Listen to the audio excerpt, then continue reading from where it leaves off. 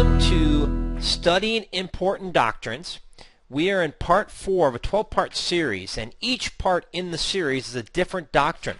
And the goal of these webinars, Studying Important Doctrines series, is to show you how to study a particular doctrine. Now, each webinar is a little bit different from the other one because there's different approaches to studying different topics.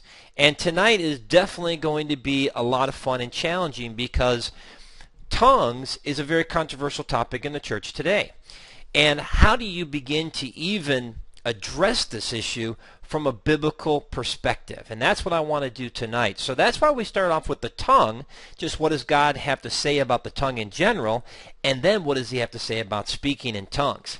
And yeah, Bill wanted to make a point that Logos is giving away a free book, and just visit blog.logos.com. I made a point on that on my Facebook page. So if you go to my Facebook page, you'll see the tweet there, or the blog there, and see the note there. All right, thanks, Bill, for that tip. Take advantage of that. It's going to end tomorrow, I believe. Okay, so let's begin now. Let me jump in here and give you a quick overview of some of the what we're going to do tonight. First, we're going to talk about some general guidelines. How do you even begin to address such a huge controversial topic where people are passionate on both sides? Second is I'm going to give you some study strategies, how to actually go about this so that when you begin to enter a discussion, it's going to be a biblical discussion based on facts rather than based on emotions and experience.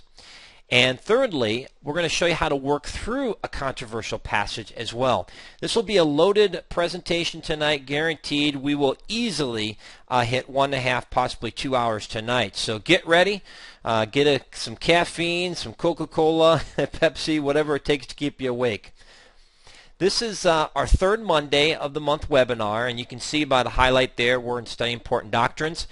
Bill just asked what was lesson 3. We talked about faith and unbelief. The second one in Important Doctrine was fear, and the first one was forgiveness. So you can see we've covered quite a few different issues, and we still got more to come.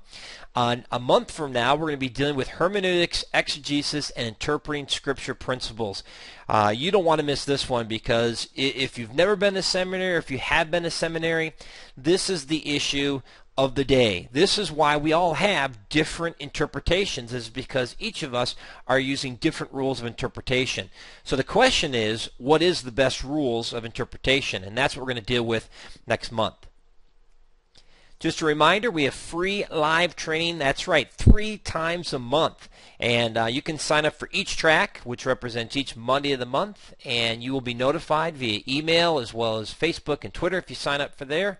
And our next one is February 27th. That's the 4th Monday of every month. And we're going to be looking at the discourse analysis. That's the HDNT and all those resources. Then Monday, March 5th, the first Monday of the month, will be the top 100 shortcuts, continuing our series there. We have already covered 40 shortcuts. We still got 60 more to go, so there's a lot ahead there. And then again, March 19th, as I mentioned before, on the hermeneutics. Bill asked the question, will the download have your PowerPoint or PowerPoint notes? Yes, great question. The Studying Important Doctrines is unique in that not only when you purchase the webinar, but you get 2 other additional purchases. So let me bring that up real quick. Here is a PowerPoint. Again, it's just one example of how you could take what you learn and it'll help you teach the lesson. So I've got a basic outline. We have the tongue and speaking in tongue 2-part series. Show you how you can integrate information in there. Here's a good, just an outline, one possible way of addressing this. Some details that are strong on the tongue side. And then when you get to the speaking in tongues, we've got an outline about significant events, the beginnings of Pentecost, some key words to study, its purpose, its regulations, and its future. So use this PowerPoint as a guide for your own PowerPoint. So if you decide to teach this subject matter to your Bible study or your church, you've got a great start on a PowerPoint template. And then also I'll be working tonight from a Word document, and this has a lot of shortcuts in here and a lot of notes, kind of my notes, my kind of plan through tonight, and so that will be available as well to you. So enjoy those 2 extra items with the Studying Important Doctrines webinar. All right, let's get back to the PowerPoint. And just a quick reminder, you'll be able to take the webinar home tomorrow if all goes well, no technical difficulties. You'll receive an email next 24 hours, and you can get it for 50% off, $4.99. And then keep in mind that webinars are a little bit different than our training CDs. Webinars are a little intense. We are very narrowly focused on a specific topic. We assume a little bit of knowledge of Logos. So if you get lost a little bit, I recommend getting the Logos training CDs. It's over 15 hours of training, 160 plus lessons. It is the most comprehensive training on the internet available. And one of my guarantees that anytime Logos updates Logos version 4, I will make updates for free for all my customers. So 4.5 just came out. You can get that by visiting LearnLogos.com, and you'll see a link on the homepage, and you can download that even tonight. And these come on CDs. They also can come as a download or both, just up to your preference there. And very excited to have that.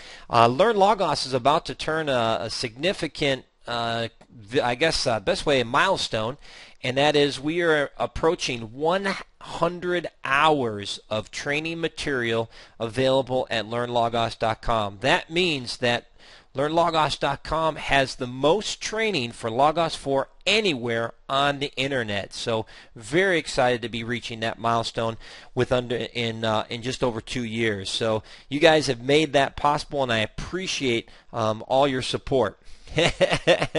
All right. Now we're going to, just a little caveat here. I'm seeing some questions here. Thank you, everyone.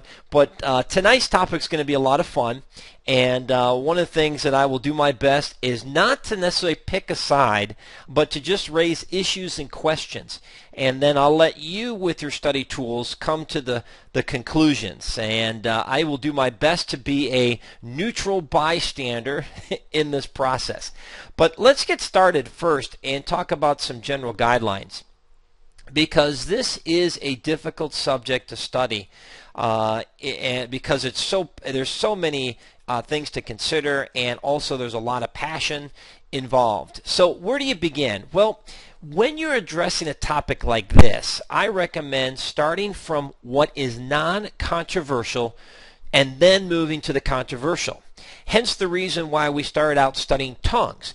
Before we go anywhere, we need to learn how to use our tongue biblically before we can begin to even discuss the issue of tongues. Because if we begin to ignore those foundations, in other words, how to speak to one another in psalms and hymns, how to edify, how to speak with our tongue in the sense of season it with grace, if we forget some of those principles of slandering, not to slander, and how to build up and so forth, then when we get into these arguments, we're going to actually have double problems, because we may get the issue wrong and we're using our tongue wrong.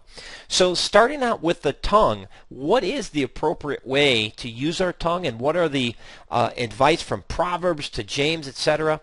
What are the things that we can learn how to use our tongue? And those can be things that are non-controversial and they can help us move forward. The second issue is, our general guideline, is that you've got to learn how to organize your study. In this particular situation, you're going to have some tough time organizing material. For example, when you study tongues, just the tongue, you're going to see verses where it talks about the tongue in a literal sense, also in a metaphorical sense, and I'll have some examples. In fact, let's go ahead and do that. Let me open up Logos. Let me go to my note file, and I'm going to show you an example of how I've organized my notes already. And so here's an example where I have some literal examples of the tongue being referred to in the Bible.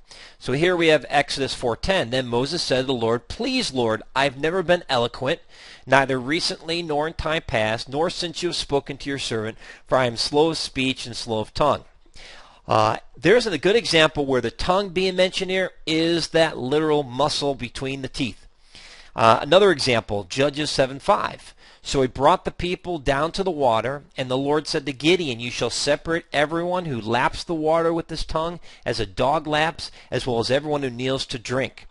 So there is some examples of the tongue being mentioned, but it's the literal muscle that's being mentioned. And so I think it's really important as you study the tongue that you recognize that there's going to be those kind of examples.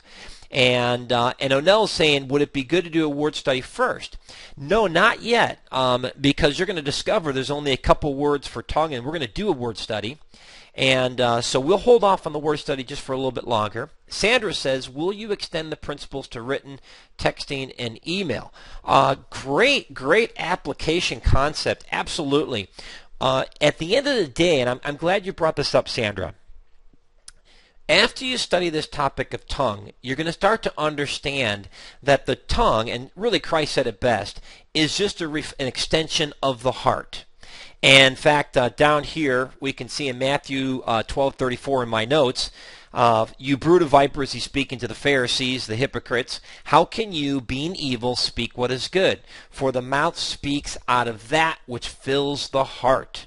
And so the tongue is just the medium. So if you're going to bring in the written and texting and email and any other kind of medium that is used for communication, then absolutely right, this would be an extension of that. So very important point to bring up, Sandra, and you will discover this as you begin to research the tongue. In fact, I do want to address one important issue with this Matthew 12:34.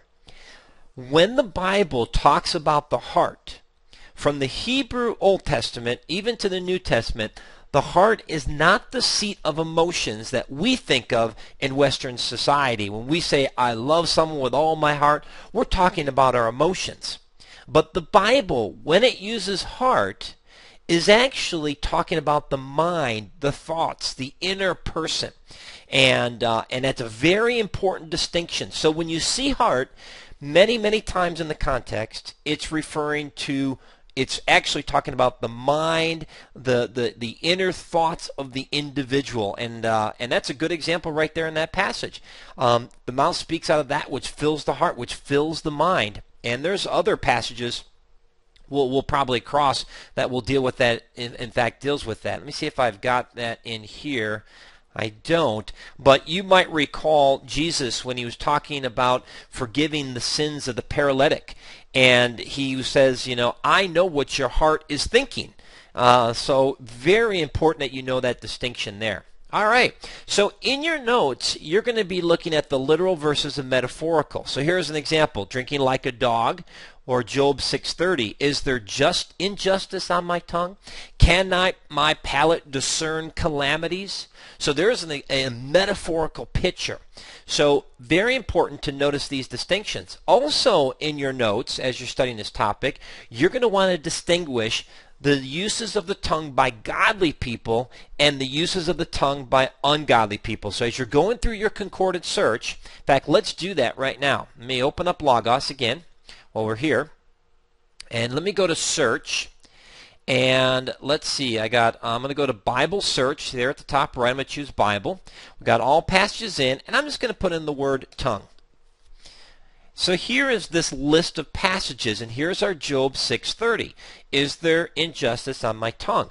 So what you're going to do is start off just with the word tongue and begin to read through every passage and then sort those passages in your notes using this list. Let me drag the tab over to the right.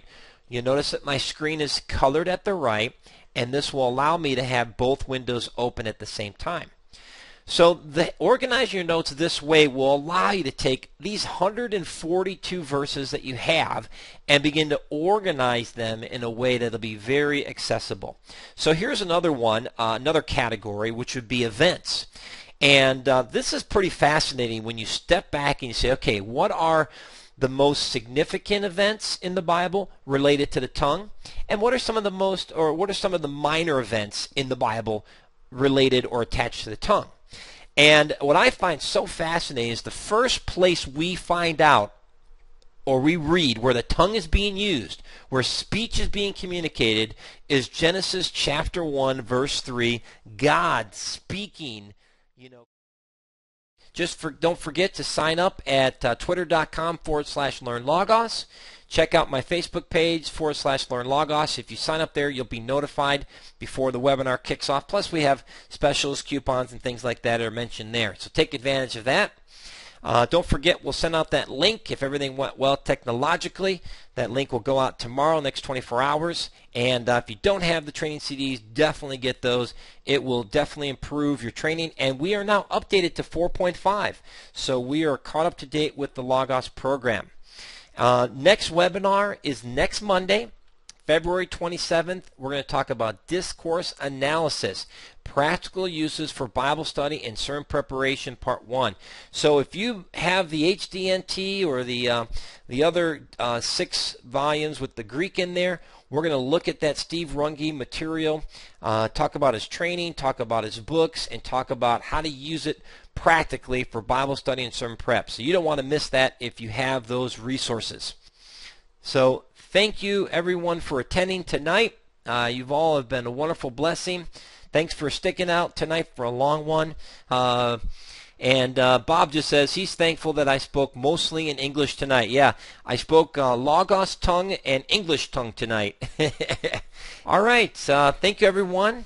It's a wrap. You have a wonderful, blessed night, and we'll see you next time at the webinar.